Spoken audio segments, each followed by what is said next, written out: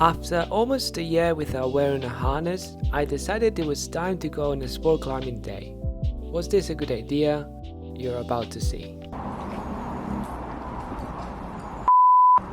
Anyway, my mate Cedric and I started our day in Cheadle, but unfortunately it was too hot and we found that all the rock was damp, so we couldn't really climb anything there.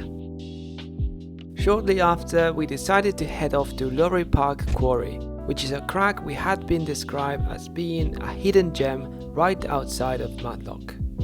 It was probably one of the hottest days of the year and the sun had been hitting on that rock face all morning. We didn't really have prime conditions at all, but despite this, we were really keen to do some mileage on some easy routes. One good thing about sport climbing for me is that I never have expectations. So whether I manage to climb loads of routes or not, it doesn't really bother me. I am still at the stage where I don't fully trust the safety gear and I overgrip every single hold regardless of whether it's a rutty crimp or a massive jog. So every time I clip the chains of a climb, it's a big win no matter the grade. After letting Cedric lead the first route and set up all the draws, I jumped on it too and had a refresher of what a leading a route is like. This first line is called Shattered Air and it goes at 6p. It was meant to be the easy warm-up climb, but it definitely made me sweat and panic a bit halfway through. I was expecting obvious jogs all the way up and what I found was a thin crack which, don't get me wrong, had really nice and positive holds, but they were not visible at first sight, so that put me off quite a bit. It is this kind of feeling of not knowing what is the rest of the route like that usually puts me in a bad headspace every time I lead climb and makes me doubt myself and my climbing skill. However, I can see how this might be the case of many climbers when they are trying to on-site harder routes and how that might actually have an appeal to it. Anyway, after a bit of climbing back and forth in the middle of it, I eventually found my rhythm and managed to calm down and climb up it. Definitely an icebreaker route. Next up was Shore Leave, a 7A plus route that was going to ramp up the difficulty from the first route. It looked really crimpy in the cracks and slightly overhanging, which was something I was looking forward to, as I'm less willing to commit to moves when I'm climbing on a slab or vertical wall.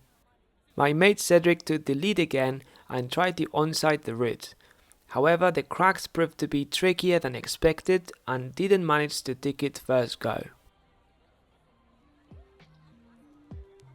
It was my turn to climb again and I was a sack of nerves. I wasn't really sure what the route was going to feel like as the struggle on the warm-up route was real.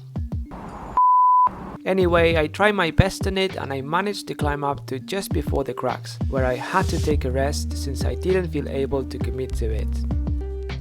Happy having climbed this far, I took a break and I started working on the cracks, which features a few moves on little crimps and good footholds and a final committing dino move.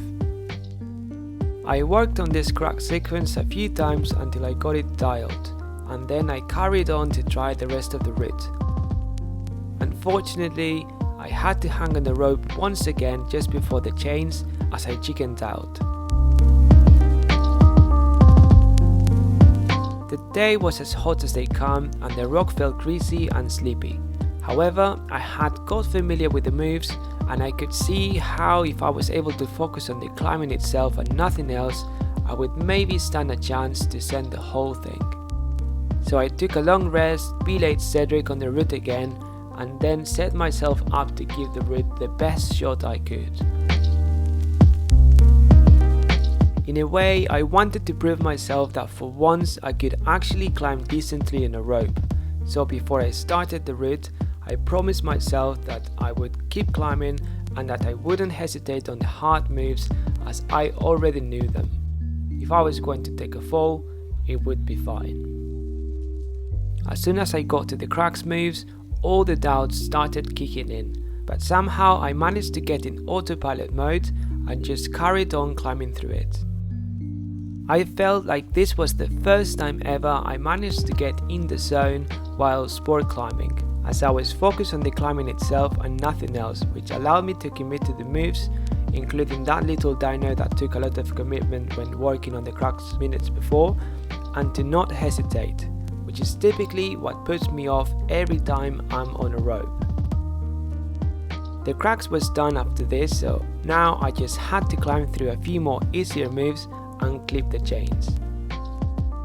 This is the first ever 70 plus I've climbed on a rope, so I was well chuffed for ticking it.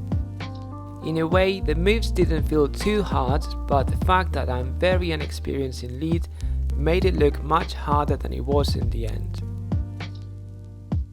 Anyway, this is the end of this vlog. I hope you guys enjoyed watching my one-day sport climbing adventure. You sent, so you're allowed. Efficient sheep man, for sure.